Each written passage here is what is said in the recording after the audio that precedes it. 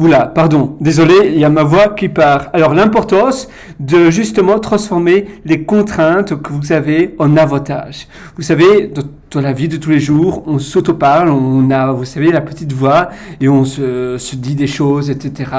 À nous-mêmes, c'est notre inconscient qui parle. En fait, non, mais on se parle dans notre tête, on se dit, oh, je devrais faire ça, c'est chouette de faire ça, oh, j'aimerais faire ça, etc. Et parfois, on imagine des choses hors contrainte.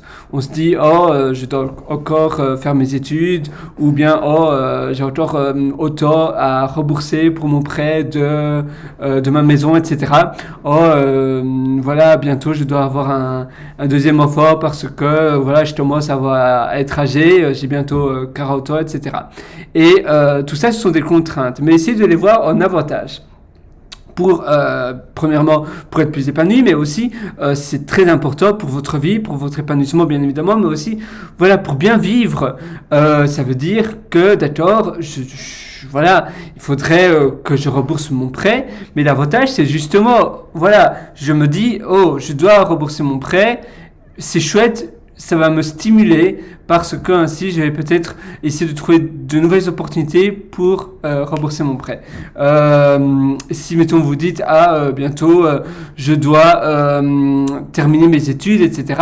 Eh bien l'avantage va être voilà, justement, ça va m'ouvrir plein de portes et se dire, oh, il y a une contrainte à faire. Non, justement, peut-être que l'avantage, c'est que maintenant, j'ai pas encore terminé mes études et eh bien, j'ai encore la carte étudiant à faire, j'ai encore plein de bénéfices liés à l'université. Peut-être que je peux plus profiter de la librairie, de la bibliothèque, pardon, de l'université.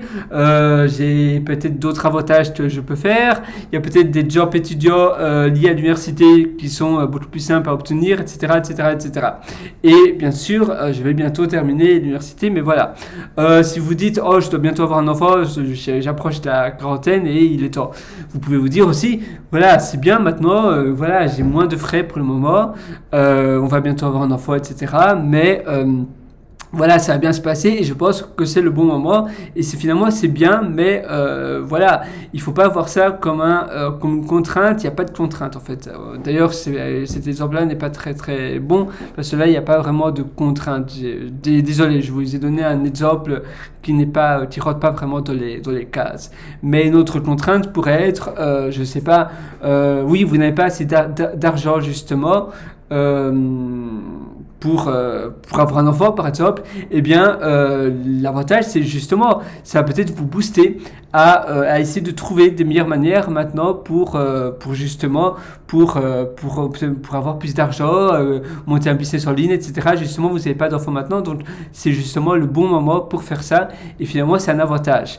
Parce que justement ça va vraiment vous forcer, parce que vous savez qu'on veut on peut, mais il faut vraiment que ça devienne une obligation, parce que si on a assez d'argent, mais voilà, on est dans le confort, mais c'est pas une obligation, on ne se sent pas obligé à agir de le moment. Mais si on doit absolument trouver quelque chose, une solution à un problème donné, eh bien on va vraiment mettre tout son effort, toute son énergie dedans pour arriver à la solution.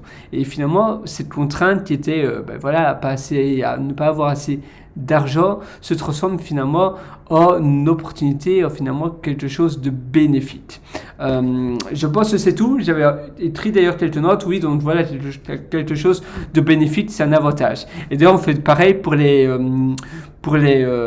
pages de vote. Souvent, les rédacteurs de vote, ceux qui sont doués dans le copywriting, ils essayent d'ailleurs, c'est un très bon exercice aussi, vous pouvez le faire. Donc ici, je vous l'expliquais pour votre vie de tous les jours, mais vous pouvez aussi le faire en lisant des pages de vote, essayer de transformer les contraintes d'un produit donné, d'un service, etc., en des avantages, ou bien d'une destination. Si vous travaillez dans le business du voyage, etc., une destination, mettons le Venezuela ou une autre destination, les contraintes, c'est peut-être que c'est un pays pas très sûr, assez dangereux, etc., mais les avantages, c'est peut-être que justement, il y a peu de touristes, il y a peut-être beaucoup d'opportunités pour le voyage, etc. C'est peut-être moins cher. C'est peut-être une destination bien plus exotique et donc vous n'allez pas être de la masse touristique, ça va pas être vraiment le bain touristique, l'afflux touristique et ça va être plus agréable. Donc voilà, vous voyez, il y a toujours des contraintes, mais souvent les contraintes, il y a toujours une manière de les transformer en avantage. Voilà, sur ce, j'espère que ça va vous aider et essayez de méditer dessus et nous on se donne rendez-vous très bientôt. Ciao!